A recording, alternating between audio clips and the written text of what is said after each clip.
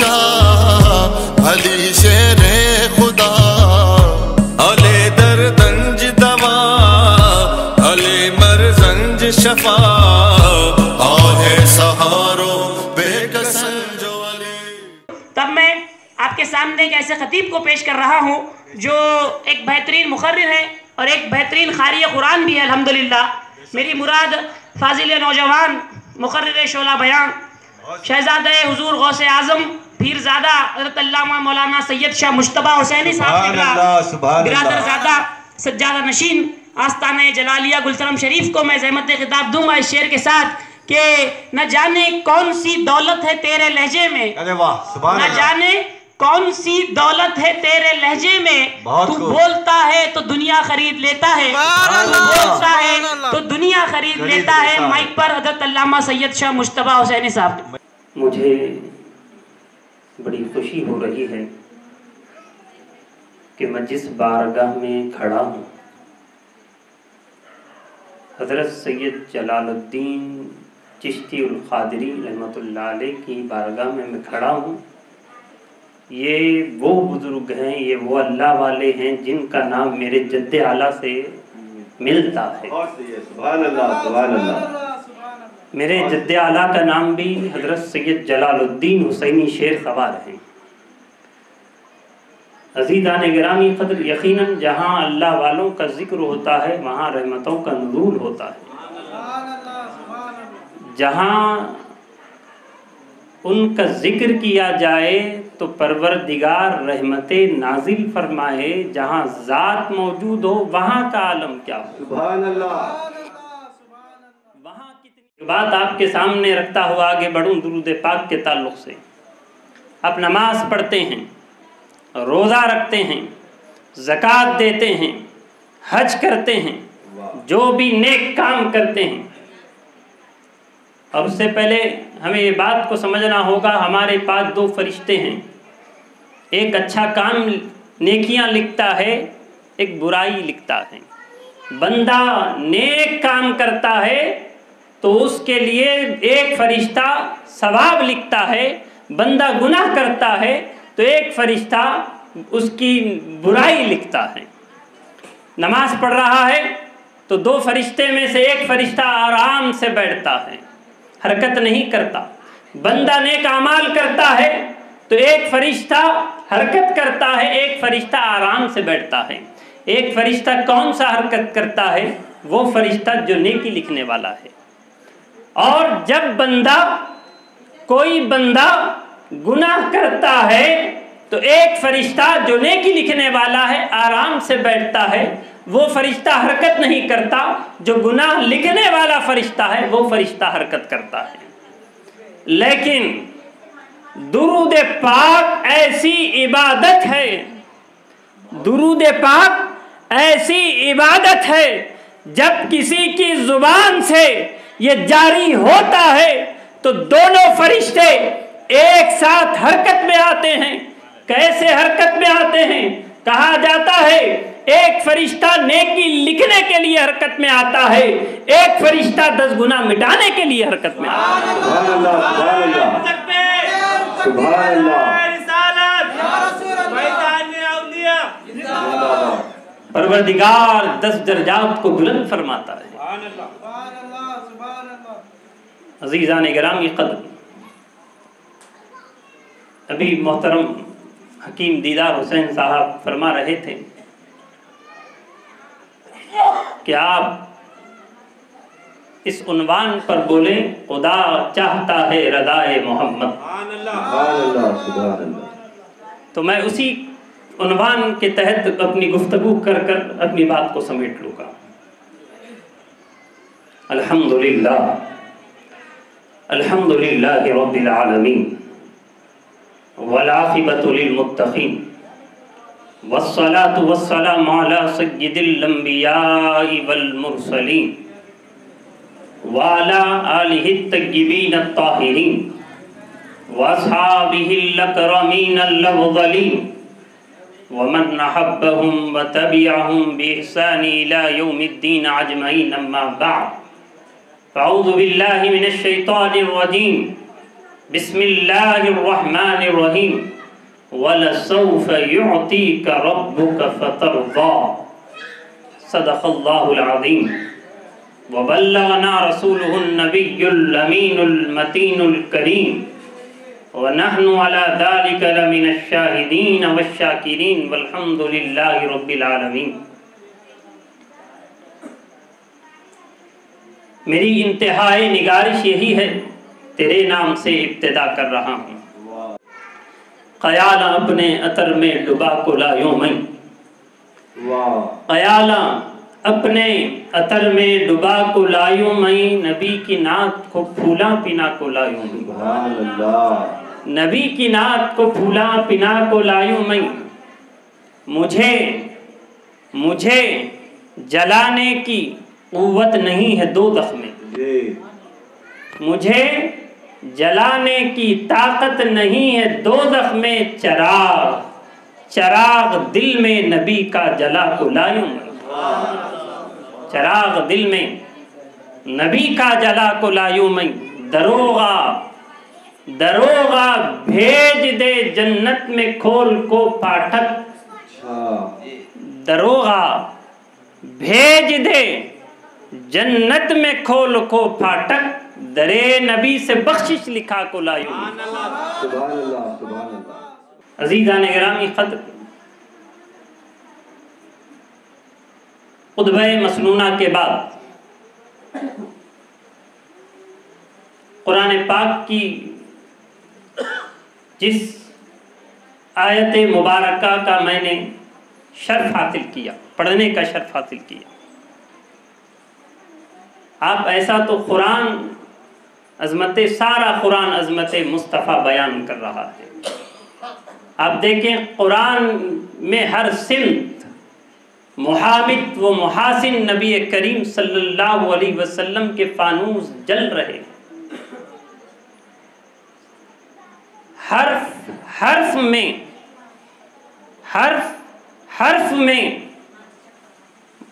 محبت رسول کے ایک ایک حرف آپ غور کریں، ایک ایک حرف کو دیکھیں، حضور کی مدحت نظر آئیں گی، حضور کی تعریف نظر آئے گی۔ عزیزان گرامی قدر، خطبہ مسنونہ کے بعد جس مقدس آیت کو میں نے پڑھا، اس کے ایک ایک لفظ پر آپ غور کریں۔ رب فرماتا ہے، اے حبیب آپ کا رب، آپ لفظوں پر غور کریں، اے حبیب آپ کا رب آپ کو اتنا کچھ عطا کرے گا آپ راضی ہو جائے گے۔ رب فرما رہا ہے، اے حبیب آپ کا رب آپ کو اتنا کچھ عطا کرے گا آپ راضی ہو جائے گے۔ رب کس کی رضا چاہتا ہے؟ آپ نماز پڑھنے والے سے پوچھیں، اے نماز پڑھنے والے تو نماز کیوں پڑھتا ہے؟ جواب دیں گا اللہ راضی ہو جائے۔ روزہ دار سے پوچھیں، اے روزہ دار دن بھر بھوک اور پیاس کو تو نے برداشت کیا، تیرے سامنے کھانا بھی رکھا گیا، تیرے سامنے پانی بھی موجود، کھانا بھی موجود، نہ تو کھانے کو ہاتھ لگاتا ہے نہ پانی کو ہاتھ لگاتا ہے، دن بھر بھوک اور پیاس کو برداشت کرتا ہے، اے روزے دار تو نے ایسا کیوں کیا؟ جواب ملے گا اللہ راضی ہو جائے۔ جہاد کرنے والے سے پوچھے، اے جہاد کرنے والے اپنی ہتھیلی میں تو نے اپنی جان کو رکھ کر جہاد کے لیے نکلا، تو نے ایسا کیوں کیا؟ وہ کہے گا اللہ راضی ہو جائے۔ بے شک بے شک۔ شہید کو پوچھے، تو نے اپنی جان کا نذرانہ کیوں پیش کیا؟ وہ کہے گا اللہ راضی ہو جائے۔ زکوٰۃ دینے والے سے پوچھے، تو نے اتنی بڑی محنت کے ساتھ مال کمایا، مال کو جمع کیا، پھر اسی مال سے تو نے زکوٰۃ نکالی، اسی مال کو خرچ کیا، اے زکوٰۃ دینے والے تو نے ایسا کیوں کیا؟ جواب ملے گا اللہ راضی ہو جائے۔ حج کرنے والے سے پوچھیں گے کہ تو نے ایسا کیوں کیا؟ طویل سفر تو نے طے کیا، مال کو خرچ کیا۔ اے حج کرنے والے کیوں کیا ایسا؟ جواب دے گا اللہ راضی ہو جائے گے۔ پتہ کیا چلتا ہے؟ ہر عبادت کرنے والے کی صدا، حج کرنے والے کی صدا، زکوٰۃ دینے والے کی صدا، نماز پڑھنے والے کی صدا، شہید اپنی جان کا نذرانہ پیش کرنے والے کی صدا، ہر ایک کی صدا یہی ہے میرا رب راضی ہو جائے۔ کوئی رب سے پوچھے اے پروردگار، اے قادر مطلق، اے وحدہ لا شریک، تو لا یحتاج ہو کر تو کسی کا محتاج نہیں ہے، اے پروردگار تو نے بیت المقدس کو چھوڑ کر تو نے قبلے کو، کعبے کو قبلہ کیوں بنایا؟ پروردگار جواب دیتا ہے اے میرے بندو، جاننا چاہتے ہو میں نے بیت المقدس کو چھوڑ کر خانہ کعبہ کو قبلہ کیوں بنایا؟ سن لو، میرا محبوب راضی ہو جائے۔ سبحان اللہ، سبحان اللہ، سبحان اللہ، سبحان اللہ، میرا محبوب راضی ہو جائے۔ کلام خدا میں کتاب مبی میں، کلام خدا میں کتاب مبی میں رضائے نبی ہی رضائے نبی ہے، رضائے نبی ہی رضائے نبی ہے۔ میں اختصار کے ساتھ عرض کرتا ہوا بڑی تیزی کے ساتھ اپنی بات کو سمیٹ لوں گا، کیونکہ سما کا بھی پروگرام رکھا گیا ہے۔ رب تعالیٰ اپنے حبیب کی رضا چاہتا ہے اور اپنے محبوب کی ہر خواہش کو، ہر تمناؤں کو، ہر آرزو کو رب تعالیٰ جلدی پورا فرماتا ہے۔ کسی کے ذہن میں یہ بات آ سکتی ہے، یہ سوال پیدا ہو سکتا ہے، تمہیں کیسے پتا چلا، کیسے معلوم ہوا؟ رب تعالیٰ اپنے حبیب کی خواہش کو، تمنا کو، آرزو کو جلد پورا فرماتا ہے۔ یہ جلد پورا فرمانا تمہیں کیسے معلوم ہوا؟ عزیزان گرامی قدر، بخاری شریف کے الفاظ ہیں، راویہ کون؟ ام المومنین حضرت عائشہ صدیقہ رضی اللہ تعالیٰ عنہ راویہ ہیں، جو حضور کی زوجہ محترمہ ہیں۔ آپ فرماتی ہیں ما ارا ربک الا یسارع فی ہوا، میں حضور کے رب کو دیکھتی ہوں، وہ حضور کی خواہش کو پورا کرنے میں جلدی فرماتا ہے۔ سبحان اللہ، سبحان اللہ۔ اسی مضمون کو امام اہل سنت، ولی نعمت، عظیم البرکت، باعث خیر و برکت، پروانہ شمع رسالت، سبحان اللہ، مجدد دین و ملت، امام احمد رضا خان فاضل بریلوی علیہ الرحمت و رضوان نے اس مضمون کو اس شعر کے اندر جمع کیا۔ خدا کی رضا چاہتے ہیں دو عالم، خدا چاہتا ہے رضائے محمد، صلی اللہ علیہ وسلم، خدا کی رضا چاہتے ہیں دو عالم، خدا چاہتا ہے رضائے محمد صلی اللہ علیہ وسلم۔ عزیزان گرامی قدر، کون نہیں جانتا حضور علیہ السلام نے آنکھیں کس مقام پر آنکھیں کھولی؟ حضور نے آنکھیں کھولی، وہ کون سا مقام؟ وہ کعبۃ اللہ ہے، وہ مکہ معظمہ ہے، وہ شہر مصطفیٰ نے آنکھیں کھولی، مصطفیٰ کی ولادت ہوئی، وہ کعبہ، وہ مکہ مکرمہ ہے۔ اس شہر میں مصطفیٰ نے آنکھیں کھولی۔ مصطفیٰ کی جب بچپن، مصطفیٰ کا بچپن مکے کی وادیوں میں گزرا، مصطفیٰ کی جوانی مکے کی وادیوں میں گزری۔ مصطفیٰ جان رحمت نے اعلان نبوت مکے میں فرمایا۔ اعلان نبوت کے بعد مصطفیٰ جان رحمت نے مکے میں 13 سال آپ نے قیام فرمایا۔ مصطفیٰ جان رحمت، کعبے سے آپ کو بڑا تعلق تھا، کعبے سے آپ کو بڑا گہرا تعلق۔ کیوں؟ حضور کی ولادت ہوئی تو کعبے نے خوشی کا اظہار کیا۔ کعبہ تین دن تک جھومتا رہا، 3 دن تک جھومتا رہا۔ کعبے نے مصطفیٰ سے محبت کی، مصطفیٰ نے کعبے سے محبت کی، اور 13 سال آپ مکے میں رہے اور نمازیں ادا کرتے رہے۔ کس طرح ادا کرتے رہے. مصطفیٰ جان رحمت نمازیں ادا کر رہے ہیں، رخ کدھر ہے، کھڑے کہاں ہیں، کھڑے ہونے کا انداز کیا ہے. مصطفیٰ کھڑے ہوتے ہیں تو رخ بیت المقدس کی طرف بھی ہوتا ہے، رخ کعبے کی طرف بھی ہوتا ہے. سب جانتے ہیں، وہ لوگ تو اچھی طرح جانتے ہیں جس کو اللہ نے اپنے مقدس گھر کی زیارت نصیب فرمائی. کعبہ ایسا مقدس گھر ہے، وہاں اس گھر کے چاروں طرف کھڑے ہو کر نماز ادا کی جاتی ہے. حضور 13 سال اس طرح نماز ادا کرتے رہے کہ کعبے بیت المقدس کی طرف بھی رخ ہوتا، کعبۃ اللہ کی طرف بھی رخ ہوتا. حضور علیہ السلام 13 سال اس طرح نماز ادا کرتے رہے. اس کے بعد اللہ نے ہجرت کا حکم دیا. حکم ہوتا ہے ہجرت کا. حضور مدینہ تشریف لے جاتے ہیں. جب حضور مدینہ پہنچتے ہیں کیا ہوتا ہے؟ بیت المقدس آگے کی جانب ہوتا ہے، کعبہ پیچھے کی جانب ہوتا ہے. اللہ کا حکم ہے بیت المقدس کو قبلہ بنایا جائے. رسول اللہ نے اللہ کے حکم کی فرما برداری کرتے ہوئے، اللہ کے حکم کو مانتے ہوئے، اللہ کے حبیب نے 16 مہینے تک بیت المقدس کی طرف رخ کر کر آپ نے نمازیں ادا کی. لیکن دل میں خواہش ہے، آپ کی تمام کی توجہ چاہوں گا. 16 مہینے تک مصطفیٰ جان رحمت نے بیت المقدس کی طرف رخ کر کر مصطفیٰ نے نمازیں ادا کی. دل میں خواہش ہے، آرزو ہے، تمنا ہے کہ کعبہ قبلہ بنایا جائے. دل میں خواہش، دل میں آرزو. آقا چاہتے ہیں بیت المقدس کے بجائے خانہ کعبہ کو قبلہ بنایا جائے.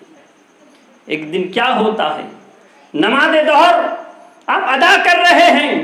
نماز ظہر ادا کرتے کرتے مصطفیٰ جان رحمت نے اپنے چہرے کو، اپنی نظروں کو آسمان کی طرف کیا. نماز ادا کر رہے ہیں، دل میں خواہش ہے. مصطفیٰ نے نہ ہاتھ اٹھا کر دعا کی، نہ مصطفیٰ نے آنسو بہائے، نہ مصطفیٰ گڑ گڑائے. نماز ادا کر رہے ہیں. ادا کرتے کرتے مصطفیٰ نے اپنے چہرے کو آسمان کی طرف کیا. مصطفیٰ نے اپنی نگاہیں آسمان کی طرف کی. مصطفیٰ کی نگاہ کا کمال دیکھیں، رخ مصطفیٰ کی جاذبیت تو دیکھیں. مصطفیٰ نظریں اٹھاتے ہیں، ادھر مصطفیٰ نظر اٹھاتے ہیں. رب تعالیٰ فرماتا ہے قد نرا تقلب وجہک فی السماء. اے حبیب ہم دیکھ رہے ہیں آپ کا چہرہ آسمان کی طرف بار بار اٹھانا. اے حبیب ہم دیکھ رہے ہیں. فَلَنُوَلِّيَنَّكَ قِبْلَةً تَرْضَاهَا.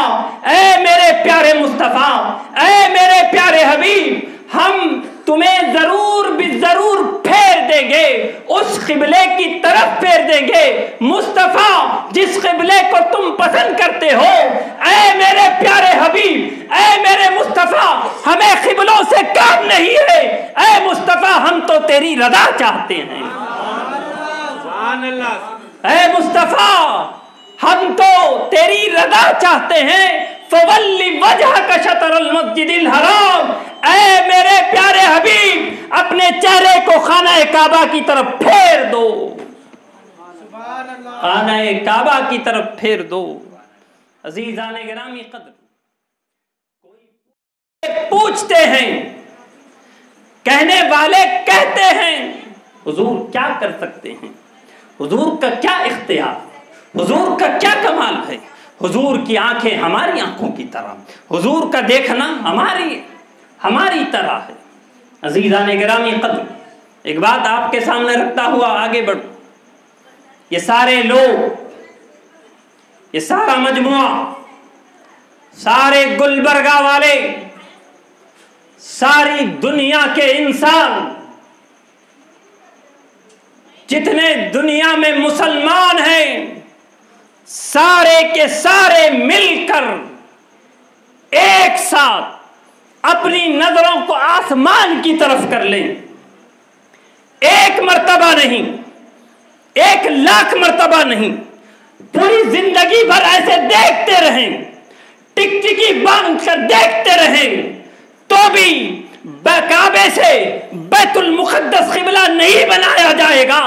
رب تعالیٰ ان لوگوں کو کہہ رہا ہے اے میرے محبوب کی نظروں سے مقابلہ کرنے والوں سنو، میرے محبوب کو ہاتھ اٹھانے کی بھی ضرورت نہیں، میرا محبوب نظریں اٹھاتا ہے تو ہم قبلہ بدل دیتے ہیں۔ میرا محبوب نظریں اٹھاتا ہے تو ہم قبلہ بدل دیتے ہیں۔ گویا رب بتا رہا ہے، رب کہہ رہا ہے اے میرے پیارے مصطفیٰ، ہر کوئی میری رضا کا طلبگار ہے، میرے مصطفیٰ دونوں جہاں میں تیری رضا چاہتا ہوں۔ میرے مصطفیٰ دونوں جہاں میں تیری رضا چاہتا ہوں۔ عزیزان گرامی قدر، اب دیکھیں میں اختتام کی طرف آ رہا ہوں۔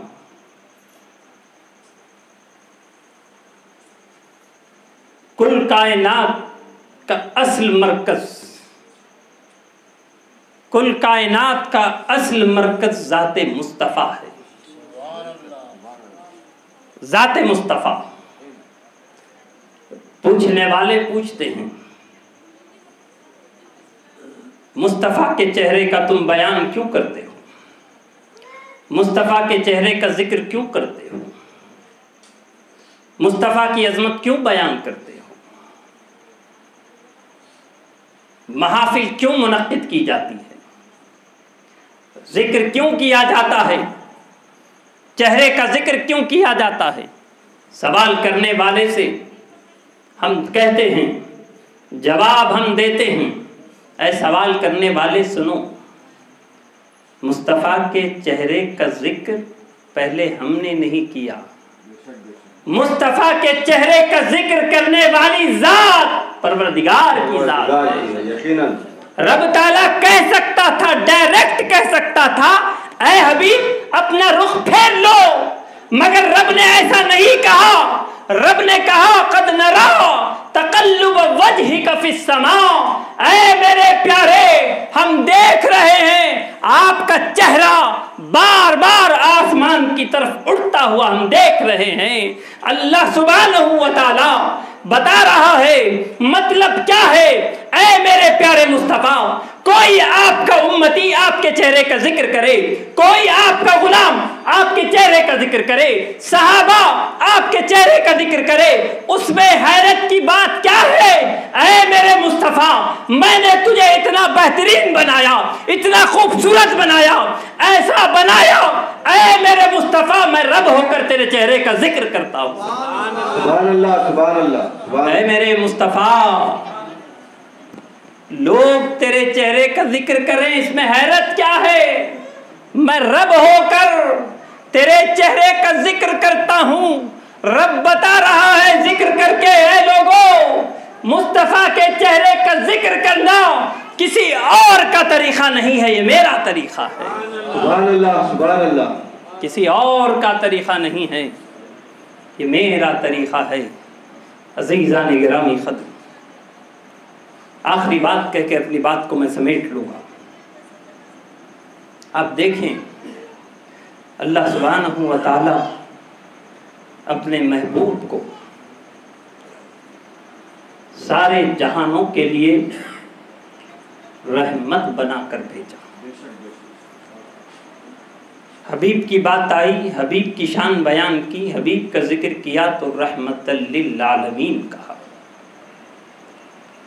اور جب اپنی مقدس کتاب کا آغاز کیا تو الحمدللہ رب العالمین کہا۔ اب غور کریں، مقدس کلام کا آغاز ہوتا ہے الحمدللہ رب العالمین، مصطفیٰ کا ذکر کیا جاتا ہے وما ارسلناک الا رحمۃ للعالمین۔ اللہ نے عالم نہیں کہا، عالمین کہا، واحد کا صیغہ استعمال نہیں کیا، جمع کا صیغہ استعمال کیا۔ الحمدللہ رب العالم نہیں کہا، وما ارسلناک الا رحمۃ للعالم نہیں کہا۔ عالم ایک کو کہتے ہیں، یہ واحد ہے، عالمین اس کی جمع ہے، بہت۔ اللہ نے واحد کا صیغہ نہیں جمع کا صیغہ استعمال کیا۔ मुफस्सिरीन फरमाते हैं अल्लाह सुब्हानहू व तआला ने हर जिन्स के अलग अलग, अल्लाह ने हर जिन्स के आलम को पैदा फरमाया। इंसानों का जहाँ अलग, जिन्नों का जहाँ अलग, हैवानों का जहाँ अलग, जमादात का जहाँ अलग, फरिश्तों का जहाँ अलग, अर्शियों का जहाँ अलग। उलमा इकराम फरमाते हैं अल्लाह सुब्हानहू व तआला ने पूरे 18,000 आलमीन को पैदा फरमाया, 18,000 जहानों को पैदा फरमाया। इस बात को आप जहन में रखकर इन दोनों आयतों के तर्जुमे पर गौर करें तो बात वाज़ेह होगी। अब तर्जुमा करें। उलमा फरमाते हैं अल्लाह सुब्हानहू व तआला ने 18,000 आलमीन को पैदा फरमाया। अब तर्जुमा हम गौर करें। अल्हम्दुलिल्लाहि रब्बिल आलमीन माना क्या होगा? तमाम तारीफें उस परवरदिगार के लिए जो 18,000 आलमीन का पालने वाला है। वमा अरसलनाका इल्ला रहमतल लिल आलमीन माना क्या होगा? अल्लाह ने अपने हबीब को 18,000 आलमीन के लिए रहमत बना कर दे। जब अल्लाह सुब्हानहू व तआला ने रहमत बनाकर मुस्तफ़ा को भेजा, इस मुक़द्दस आयत को नादिल फरमाया। जो बात कह रहा हूँ मारिजुन नबुव्वा जिल्द अव्वल सफ़ा नंबर 222 को आप उठाएं, उसमें ये वाक़या आपको मिलेगा। शैतान को अल्लाह ने जब मरदूद करार दिया, लानती करार दिया, तो अल्लाह ने एक फरिश्ते को मुकर्रर किया। फरिश्ते का काम क्या था? फरिश्ते को अल्लाह ने क्या हुक्म दिया, किस काम का हुक्म दिया? फरिश्ते को अल्लाह ने उस काम के लिए चुना था, उस काम के लिए फरिश्ते को अल्लाह ने इंतखाब किया था कि वो शैतान को पीटे, मारता रहे, मुक्के मारता रहे, तमाचे लगाता रहे। फरिश्ता जब मारता तो शैतान चीखता, चिल्लाता, और फरिश्ता जो मारता उसका निशान दूसरे दिन तक उसके चेहरे पर, उसके जिस्म पर नजर आता। जब अल्लाह ने, ये बात इसलिए कह रहा हूँ, लोग कहते हैं हुजूर के वसीले से मांगे तो हमें क्या मिलेगा। जब शैतान को अल्लाह ने मरदूद करार दिया, फरिश्ते को मुकर्रर किया, फरिश्ता मारता तो उसका निशान दूसरे दिन तक उसके जिस्म पर नजर आता। तो परवरदिगार ने अपने हबीब की विलादत फरमाई, अपने हबीब को जलवगर फरमाया और ये आयत मुबारका नादिल फरमाई, वमा अरसलनाका इल्ला रहमतल लिल आलमीन। तो शैतान ने कहा, ऐ मौला आलमीन में मैं भी हूँ, ऐ परवरदिगार आलमीन में मैं भी हूँ, मैं चाहता हूँ वो रहमत का हिस्सा, उस रहमत में से कुछ खैरात मुझे भी नसीब हो जाए, मुझे भी मिल जाए। तो अल्लाह ने क्या किया? अल्लाह ने फरिश्ते को हुक्म दिया, आज के बाद इसको पीटना बंद कर दो, आज के बाद मुक्के मारना बंद कर दो। तो पता क्या चलता है? जब शैतान महबूब का वास्ता देकर, रहमत का वास्ता देकर, रहमत की भीख परवरदिगार से मांगे, परवरदिगार उसे महरूम न करे। जब आपका चाहने वाला, आपका उम्मती, आपका गुलाम, आपका आशिक, आपका दीवाना जब आपका जिक्र करेगा तो उसको, उस पर कितना करम किया जाएगा अंदाजा भी नहीं कर सकता। हम जिक्र इसलिए करते हैं, मुस्तफ़ा का जिक्र करना ये हमारे दिलों का चैन है, हमारे दिलों का सुकून है। शायर कहता है, नबी का जिक्र करते हैं तेरा एहसान है मौला, नबी का जिक्र करते हैं तेरा एहसान है मौला, हमारे पास बख्शिश का यही सामान है मौला, हमारे पास बख्शिश का यही सामान है मौला। वमा अलैना इल्लल बलाग। मैं हकीम दीदार हुसैन साहब का शुक्रिया अदा करता हूँ कि उन्होंने इस मुक़द्दस महफिल में मुझे याद किया। इंशाअल्लाह ताला फिर कभी मौका होगा तो तफसील से आपके सामने गुफ्तगू की जाएगी। वमा अलैना।